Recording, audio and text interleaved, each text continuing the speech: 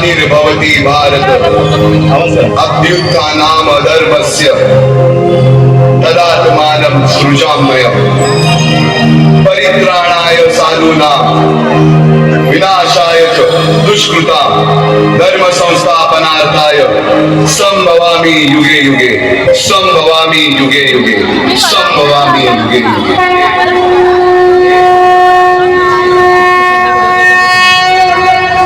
जेव्हा जेव्हा धर्मावर ग्लानी येईल, जेव्हा जेव्हा अधर्म वाढेल, तेव्हा तेव्हा सज्जनांच्या रक्षणासाठी, दुष्टांच्या संहारासाठी, धर्माची स्थापना करण्यासाठी मी युगानुयुगे जन्म घेईन। अशीच काहीशी परिस्थिती जेव्हा या महाराष्ट्रात निर्माण झाली, 350 वर्ष हा महाराष्ट्र अंधार आहे आणि हाच अंधकार दूर करण्यासाठी एका युगपुरुषाने जन्म घेतला।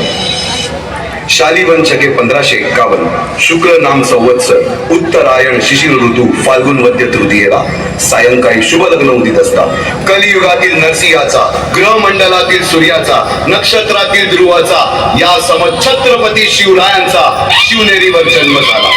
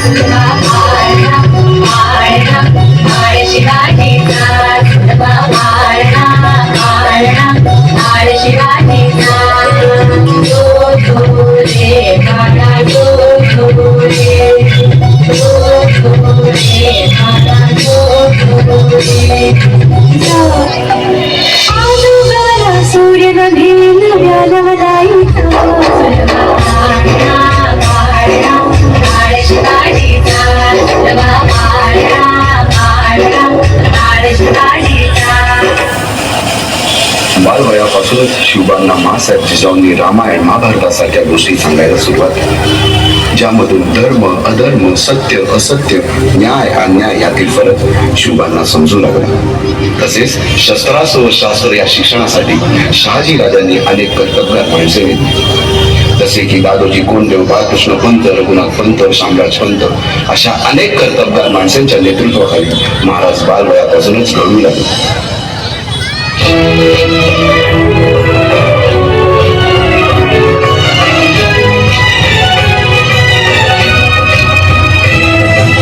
तुझा अर्जुन तुझा केशव तू तुझा हो सारथी, तुझा अर्जुन तुझा केशव तू तुझा हो सारथी, करुणी बालकनी मावर दे भूमीस आहुती, करुणी बालकनी मावर दे भूमीस आहुती।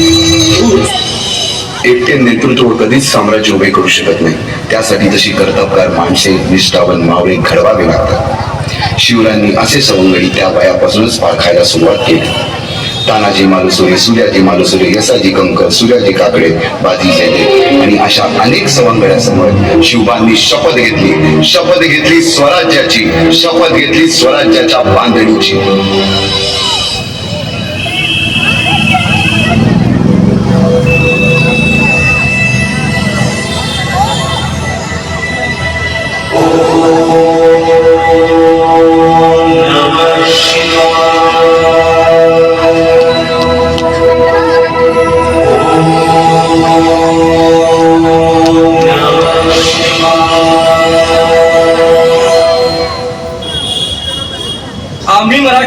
आम्ही मराठे यवनांची पीडा नष्ट करण्यासाठी हिंदवी स्वराज्य स्थापन करीत आहोत। यवनांची पीडा नष्ट करण्यासाठी हिंदवी स्वराज्य स्थापन करीत आहोत।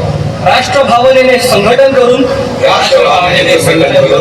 देशावरील परकीयांचे आक्रमण नष्ट करीत आहोत। देशावरील परकीयांचे आक्रमण नष्ट करीत आहोत.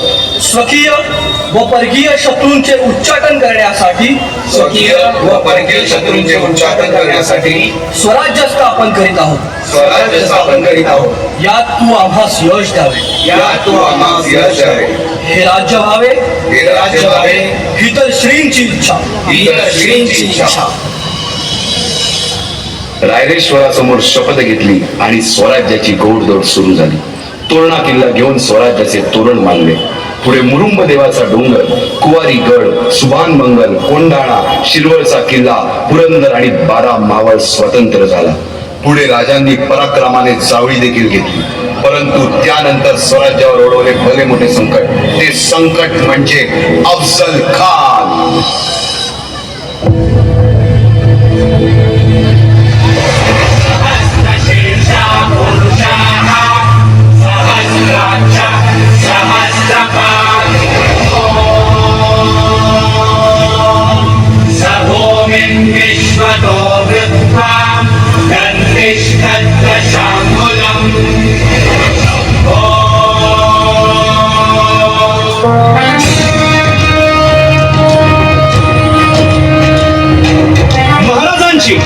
शिवाजी महाराजांची कीर्ती बेफाम होती. महाराजांची कीर्ती बेफाम, भल्या भाल्यांना फुटला घाम. याला कोण घालील यस्सेने दरबारी कुस्ती बेगम. बडी बेगम म्हणजे अली आदिल शहाची आई बर का. नजरेत तिच्या अंगार दरबार झाला गपगार. कुणी घेईना पुढाकार, साऱ्यांनीच मानली हार. इतक्यात अचानक एक सरदार उठला, बोलला, हम लाएंगे शिवाजी को. आणि त्यानं विडा उचलला. नाव त्याचं अफजल खान. या नाव त्याचं अफजल खान. जिता जागता जन्म सहिताने कान बोलला छाती ठोकून. शिवबाला टाकतो चिरडून.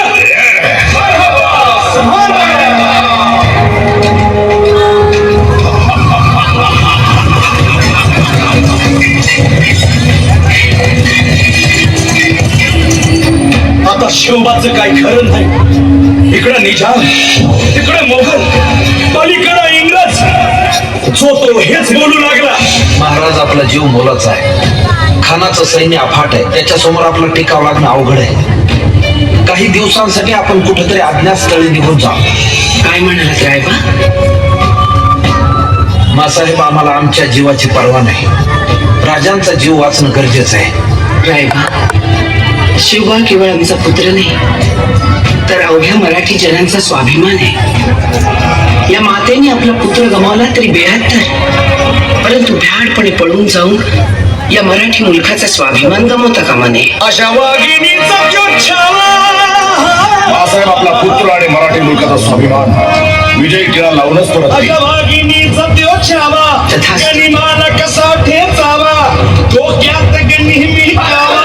भेटीचा भांड सांगावा. कोणाच्या भेटीसाठी महाराजांना एक शानदार शामियाना उभारला होता. आणि अशा या शामियाना कान डौलत डुले, कान डौलत डुले. सय्यद बंडा त्याच्या संगतीला, सय्यद बंडा त्याच्या संगतीला. शिवबाच्या संगती महाला. राजाला पाहून खान म्हणतो कसा, आओ आओ शिवाजी, आओ हमारे गले लग जाओ. खानानं राजाला आलिंगन दिलं आणि दगा केला. अभिमान मान्या, अभिमान मान्या. कटारीचा वाद त्यानं केला. खरं आवाज झाला. चिलखत होतंय अंगाला, चिलखत होतंय अंगाला. खानाचा वार फुका गेला. खान यडबडला. इतकंच महाराजानं मोठा मंदिर पिचवा ठेकणारा, मोठा मंदिर पिचवा ठेकणारा. वाघनं खापसा मारा केला.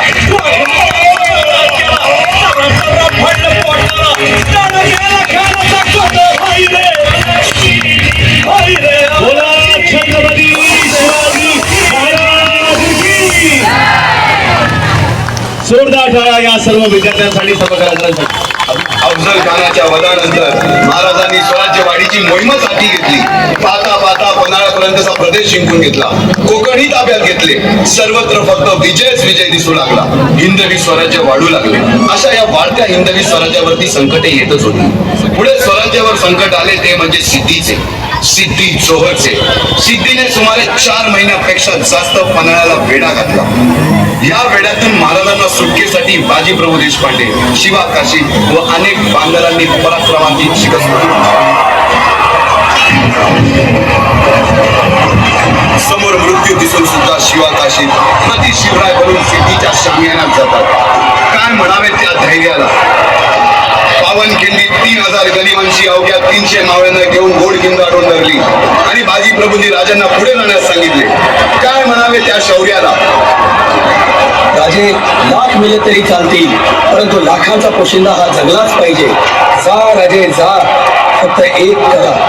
विशाळगडावर पोहोचल्यावर तोफेचे 5 बार द्या.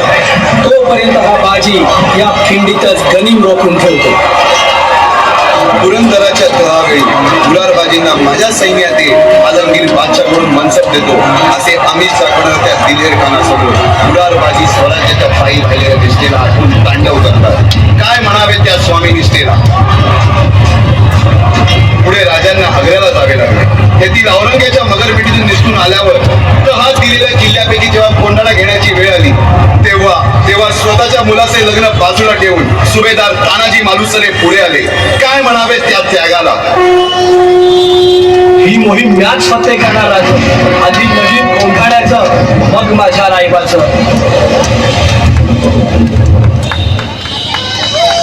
अशा या स्वराज्याच्या यज्ञकुंडात अनेक महावीरांनी शौर्याची, निष्ठेची, त्यागाची संविधा धारण करून आहुती घेतली.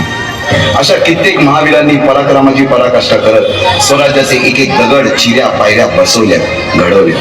एक एक बुरुज बांधला गेला आणि आता वेळ आली त्या बांधलेल्या भक्कम गडावर विजयश्री धारण केलेला भगवा ध्वज चढवण्याची, म्हणजेच आपल्या महाराजांच्या, शिवरायांच्या राज्याभिषेकाची.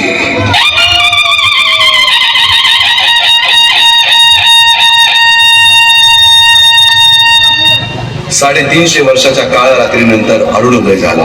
भगवंतांनी दिलेला शब्द खरा झाला. हिंदवी स्वराज्य स्थापन करणारा, यवनांची पीडा नष्ट करणारा जाणता राजा राज्याभिषेकासाठी सज्ज झाला.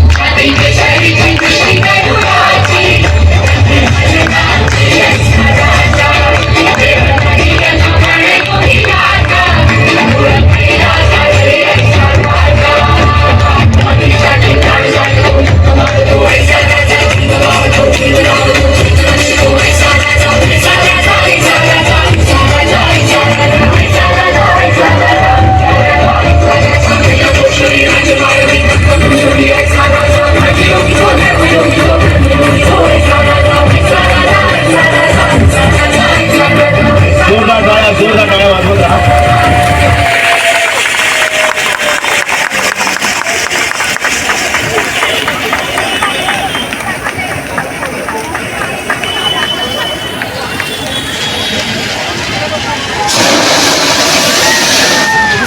जोरदार टाळ्या या सर्व विद्यार्थ्यांसाठी, कलाकारांसाठी. मी विद्यार्थ्यांनी थांबण्यास विनंती करतो, आपण इथे स्टेजवर थांबा. त्यासोबत शाखाध्यक्ष संतोष साळी यांना विनंती करतो की आपण व्यासपीठावर यावं. त्यासोबत ॲशलेनच्या या सर्व टीचर्स ज्यांनी हे सादरीकरण, शिक्षकांना विनंती करतो की आपण व्यासपीठावर या. सर्व कलाकार वर या. सर्व कलाकार सहभागी होते जे स्टेजच्या बॅकस्टेजला होते, कॉस्ट्युमला होते, सेट संपूर्ण यावर सगळ्यांनी वर या.